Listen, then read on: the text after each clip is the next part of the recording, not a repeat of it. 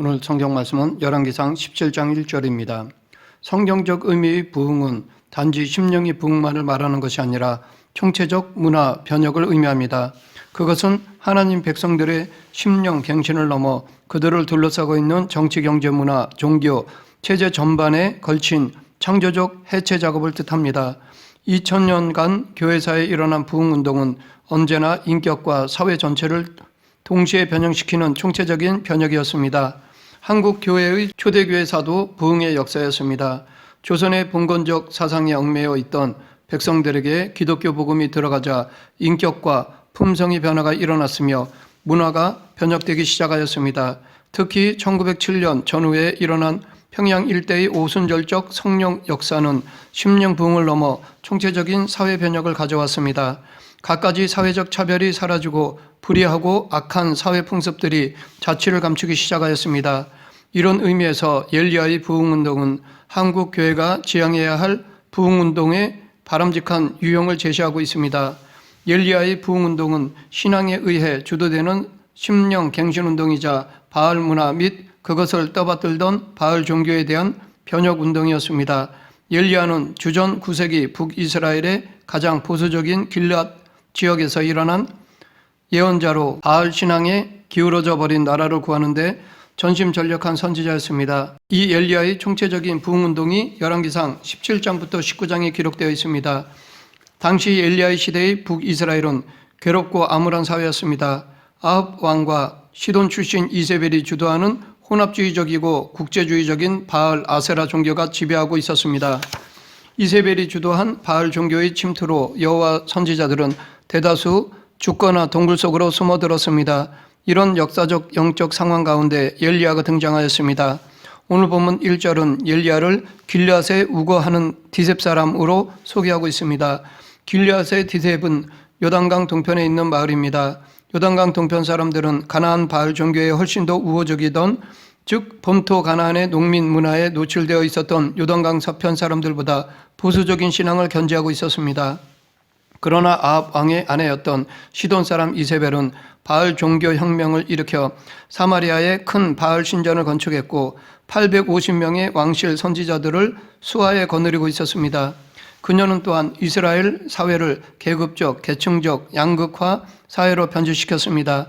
이에 반해 아합 왕은 우유부단한 사람이었습니다. 그는 여호와 하나님을 섬기면서 동시에 바알도 섬기고 있었습니다. 이런 상황에서 엘리야는 아합에게 나아가 가뭄을 예언하였습니다. 아합 왕실을 향한 하나님의 진노를 대변한 것입니다. 이 예언은 신적 압박에 의해 행한 행동이었습니다. 왜냐하면 왕에게 대놓고 하나님의 뜻을 전한다는 것은 목숨을 거는 것이었기에 하나님의 격동하심에 의해서만이 가능한 일이었습니다. 하지만 이 예언을 한 엘리야에게는 가혹한 시간들이 기다리고 있었습니다. 그는 이세벨과 아합이 통치하는 이스라엘 땅에서는 더 이상 생명을 부지하기 힘들게 되었습니다. 그래서 여호와의 명령에 따라 동쪽 국경의 끝자락 요단강의 지류인 그릿 시내가에 숨었습니다. 하지만 그곳의 물도 곧 말라버렸습니다. 그는 다시 하나님의 명령에 따라 북쪽 국경 넘어 시돈의 사르밧으로 망명하였습니다. 그곳에서 그는 마지막 음식을 먹고 죽으려던 한 과부를 만났습니다. 그런데 역설적이게도 시돈 출신인 왕비 이세벨에게 쫓겨 시돈으로 망명을 떠난 엘리야가 시돈의 사르밧 과부의 공개를 받았습니다. 그곳에서 엘리야는 하나님의 초자연적인 권능을 경험하고 하나님이 자신과 함께 하심을 깨달았습니다. 그리고 과부의 죽은 아들을 살림으로 자신의 선지자적 사명에 더욱 확신을 갖게 되었습니다. 여러 날이 지나고 드디어 엘리야는 다시 비를 주실 하나님의 약속을 믿고 아합 왕 앞에 서야 했습니다. 아합의 패역한 지도력과 바알 우상 숭배에 대한 하나님의 진노의 표현이 3년간의 가뭄과 기근이었다는 것을 확증해 주어야 했습니다. 엘리야가 귀국했을 때 이스라엘 땅은 정작 풍요의 신 비와 우레와 폭풍의 신으로 알려진 바알은 전혀 도움이 되지 못하고 있었습니다. 오히려 바알 신을 더 숭배하면 할수록 이스라엘은 더욱더 황폐한 땅이 되어질 뿐이었습니다. 이런 암울한 사마리아에 하나님께서 엘리야를 다시 파송하신 것입니다. 바알 종교는 하나님의 공평과 정의와 자비의 길 대신에 부와 번영과 풍요의 이데올로기를 주장했습니다. 바알 종교는 형제 자매의 우매를 담보하는 계약 공동체의 기초를 파괴해 가면서까지 왕과 귀족의 농민 지배를 정당화했습니다. 또한 바알신은 아세라라는 여신을 아내로 삼기 때문에 바알의 종교의식에 참여하는 사람들은 아세라를 대표하는 사제들과 성교의식을 가졌습니다. 뿐만 아니라 바알 종교는 자기들의 경건을 증명하기 위해 마다들을 번제로 바치도록 요구하였습니다. 이처럼 우상의 신, 거짓 신을 숭배하면서 경제적, 정치적 공평과 정의가 붕괴될 뿐만 아니라 인간적인 순결과 도덕적 질서가 유린되었습니다. 엘리야 선지자는 여호와와 바알 중 누가 참 하나님인가에 대해 갈멜산에서 바알 선지자, 아세라 선지자들과 대결을 제안하였습니다. 갈멜산은 바알을 숭배하는 곳이었기에 엘리야로서는 적진에서 대결을 하는 셈이었습니다. 엘리야가 이렇게 호랑이 굴에 들어간 이유는 그는 하나님의 진노가 얼마나 무서운지를 알고 있었고 영육간에 죽어가는 이스라엘 백성들을 살리고자 하는 마음이 컸기 때문입니다. 엘리야가 꿈꾼 부흥은 나라 전체의 신앙과 도덕과 정의감의 부흥이었고 국가체제를 일신하는 정치신앙적 대변혁이었습니다.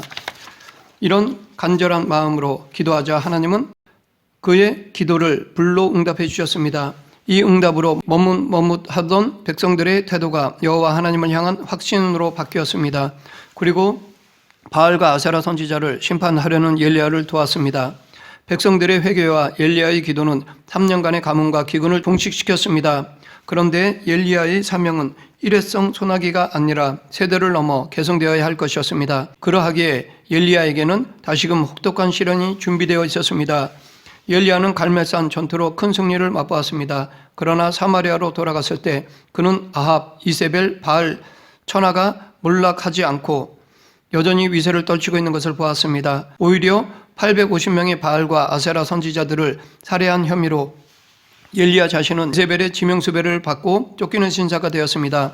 그가 드린 기도의 능력으로 불의 응답을 경험하고 비의 응답을 경험한 아합 왕과 백성들마저 다시 이세벨의 하수인으로 전락해 버렸던 것입니다. 갈멜산 사건 이전과 하나도 바뀐 것이 없는 현실로 되돌아가 버렸습니다. 이런 위협적인 메시지를 개인 편지 형태로 전달받은 엘리야는 순식간에 영적 기백을 상실하였습니다. 열왕기상 19장 3절 저가 이 형편을 보고 일어나 그 생명을 위하여 도망하여 유다에 속한 브엘세바에 이르러 자기의 사환을 그곳에 머물게 하고 엘리야는 자기의 지금 형편을 보고 살기 위해 남쪽 국경 끝자락으로 도망쳤습니다. 여기서 보고라는 동사는 사태를 종합적으로 파악하는 행위를 의미합니다. 엘리야는 하나님의 명령이 아니라 이세벨의 명령이 현실을 지배한다고 믿은 것입니다. 한자로 보면 현실의 현자에는 왕변에 볼견자가 붙어 있습니다. 이것은 보는 것이 왕노릇 한다는 뜻입니다. 현실은 보는 관점에 따라서 달리 구성될 수 있는 상황을 뜻합니다. 현실은 무한 입방면체와 같이 역동적으로 인식될 수 있다는 것입니다. 무엇이 가장 항구적인 힘이고 지배력인지를 잘 분별하는 것이 정당한 현실 인식입니다. 우상인 바알과 그의 하수인인 이세벨의 권력은 비실체적임을 아는 것이 정당한 성경적 현실 인식입니다. 우상과 그의 세력은 덧없습니다. 항구적인 존재 기반이 없는 바알신은 참 하나님에 대한 신앙의 위력을 돋보이게 하려고 등장한 악역 조연일 뿐입니다. 어떻게 보는가에 따라서 별것 아닌 것도 엄청나게 커 보이고 엄청나게 큰 상황도 아무것도 아닌 것으로 볼 수 있는 이 역동적 상대성이 바로 현실 인식의 세계입니다. 신앙은 하나님 아닌 모든 것을 무로 돌릴 수 있는 역동적인 현실 인식의 능력입니다. 아무리 거대한 힘도 하나님의 힘 앞에 세워보면 아무것도 아닌 것처럼 보이게 만드는 것이 신앙입니다. 엘리야는 지금 하나님 말씀에 대한 믿음보다 이세벨의 위협적 말의 권능에 사로잡혀 버렸습니다. 갈멜산에서 포효하던 엘리야가 보기에는 우상숭배에 빠진 한갓 이방 여인에 불과했던 이세벨이 이제는 갑자기 난공불락의 요새처럼 보였습니다. 이처럼 그는 하나님을 고려하지 않고 이세벨의 위세에 눌린 채 왜곡된 현실 인식을 바탕으로 도망쳤습니다. 그는 유다의 최남단 도시 브엘세바까지 도망쳤고 그것도 불안해 광야로 하루길쯤 더 도망쳤습니다. 브엘세바는 유다 국경 남쪽 끝으로서 이세벨이 보낸 군사들이 올 수 없는 곳이었습니다. 그런데 거기까지 가서도 두려움을 극복하지 못해 하루 더 광야로 도망간 것입니다. 더욱이 갈멜산 전투에서의 영웅, 성령 충만으로 왕의 수레보다 앞서 달렸던 엘리야가 이제 그곳에서 자살 지향적인 기도를 드린 것입니다. 하나님은 이런 엘리야를 어루만지시고 먹이시고 잠을 재우셨습니다. 영은 육체와 관련이 되어 있습니다. 이 경우에는 빵과 물, 신체적 접촉, 잠이 영적 자양분입니다. 엘리야가 원기를 회복할 때쯤 되어 하나님은 정상적인 의사소통에 들어가셨습니다. 하나님은 엘리야의 자살 지향적인 기도를 액면 그대로 듣지 않으셨습니다. 엘리야의 죽고 싶다라고 한 말을 하나님은 다른 방식으로 살고 싶다라는 말로 들으셨습니다. 엘리야의 자살 지향적인 기도 속에서 이 세상을 뒤집어 엎어야겠다는 변혁 의지를 간파하신 하나님은 그를 그저 자살하려는 허약하고 나약한 자로 보지 않고 이세벨, 바알 체제에 대해 거룩한 불만을 가진 자로 인정해 주신 것입니다. 하나님은 절망과 영적 침체의 끝자락에서 죽고 싶다고 기도하던 엘리야에게 호렙산으로 오르는 길, 곧 영적 치료와 회복의 길을 보여주셨습니다. 그러나 엘리야는 여전히 이세벨, 바알과 아세라 선지자들이 주도하는 현실을 피해 동굴로 숨어 들었습니다. 동굴 안에서 그는 자기 혼자만 남았다고 생각하여 절대 고독과 무력감을 느꼈습니다. 갈멜산 전투를 목격하고 엘리야를 도와 바알과 아세라 선지자들을 죽였던 백성들의 배신은 그를 더욱 외롭게 만들었습니다. 여기서 우리는 엘리야가 갈멜산에서 대단한 승리를 했다고 해서 그 시대의 근본 악이 완전히 근절되지 않았다는 것을 알 수 있습니다. 바로 이때 하나님은 엘리야에게 영적 상담을 시작하셨습니다. 그 상담은 엘리야에게 새로운 사명을 고취시킴으로써 영적 침체를 극복하게 하는 사역이었습니다. 엘리야는 동굴 안에서 적대자들을 제압할 수 있는 하나님의 초자연적인 능력을 보여달라고 기도했는지도 모릅니다. 갈멜산을 진동했던 그 경외스러운 불과 큰 바람과 지진과 같은 하나님의 능력을 다시 한 번 더 보여달라고 소리쳤을지도 모릅니다. 하나님은 엘리야를 먼저 동굴 밖으로 불러내셨습니다. 그리고 강한 바람과 지진과 불을 보이셨습니다. 하지만 그 강력한 바람과 지진과 불 가운데 여호와는 계시지 않으셨습니다. 이것들에 하나님이 계시지 않았다는 것은 앞으로는 당신께서 갈멜산에서처럼 엘리야가 불과 지진과 큰 바람의 힘으로 바알 우상숭배자들을 척결하는 것을 허락지 않을 것임을 암시합니다. 오히려 강한 바람과 지진과 불과는 정반대로 세미한 음성 속에 당신이 함께 하심을 알리셨습니다. 이 세미한 음성 속에 엘리야의 새로운 사명이 주어졌습니다. 그 세미한 음성은 엘리야의 하나님에 대한 인식 방법을 교정해 주었습니다. 즉, 더 이상 바람이나 지진이나 불 속에서 하나님을 찾지 말고 더 이상 강한 바람과 지진과 불을 몰고 오는 선지자로 활동하는 데 만족하지 말라는 것이었습니다.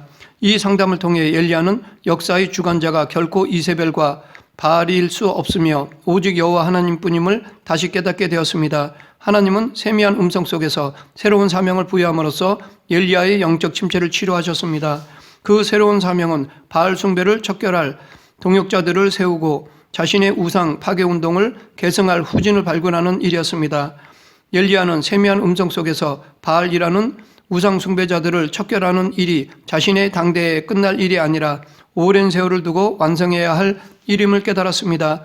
이것은 자신이 아니라 하나님이 역사의 주관자이심을 인정한 것입니다. 여기서 우리는 우리의 내면에서 들려오는 작은 음성이 새로운 사명임을, 영적 침체를 극복하게 하는데 결정적인 지침이 됨을 발견할 수 있습니다. 그런데 이 세미한 음성 속에는 불과 지진과 큰 바람의 언어가 들어 있습니다. 님시의 아들 예후와 하사엘과 엘리사가 바로 바람과 지진과 불의 사자였습니다. 그들이 바로 바알 숭배자들을 다시 쳐부술 불과 지진과 큰 바람이 될 것이었습니다. 이렇게 불과 바람과 지진과 같은 후계자를 세울 것을 명령하시는 그 하나님의 음성은 세미합니다. 그러하기에 우리가 세미한 음성을 들었다고 해서 그 음성이 위력이 없는 것이 아닙니다. 그 세미하고 차가운 음성 속에 엄청난 불의 언어, 폭풍과 바람의 언어, 지진의 언어가 내장되어 있습니다. 엘리야 자신이 불과 바람과 지진이 되기를 원했지만 하나님께서는 엘리야에게 세미한 음성을 들려주시고 불과 바람과 지진의 역할을 감당할 후계자를 세우게만 하셨습니다.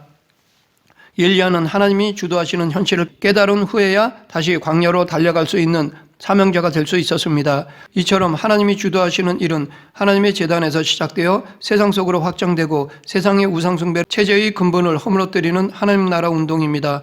이 운동은 단기 필마식의 영웅적 무용담으로 지탱될 수 없는 세대를 넘어 계속되어야 할 운동입니다. 말씀을 맺겠습니다. 과거 하나님은 엘리야에게 사명을 주셨습니다. 그 사명을 잘 감당하였지만 큰 영적 승리 후에 현실을 바라보는 시선이 잘못되어 엘리야는 낙심하고 좌절하였습니다. 하지만 하나님은 그런 그에게 다시 한번 사명을 주셨습니다. 하나님의 뜻을 깨달은 엘리야는 다시 힘을 내어 주신 사명을 감당하였습니다. 우리는 하나님이 주신 사명에 충성하되 나만이 하나님의 일을 하는 자로 생각해서는 안 됩니다. 하나님의 크신 뜻을 다 이해할 수는 없지만 합력하여 선을 이루시는 분이심을 잊지 말고 하나님만 바라보며 주신 사명에 충성하는 자들이 되어야 할 것입니다. 모든 역사를 하나님께 맡기고 현실에 충성하는 저와 여러분 되길 간절히 축원합니다. 기도하겠습니다. 역사의 주관자이신 하나님 아버지, 모든 행사는 하나님의 뜻이 이루어지는 통로임을 믿고 지금 당장의 고난이나 아픔에 얽매이지 않고 더 큰 하나님의 뜻을 바라보는 영안을 허락하여 주시옵소서. 예수님 이름으로 기도드립니다. 아멘.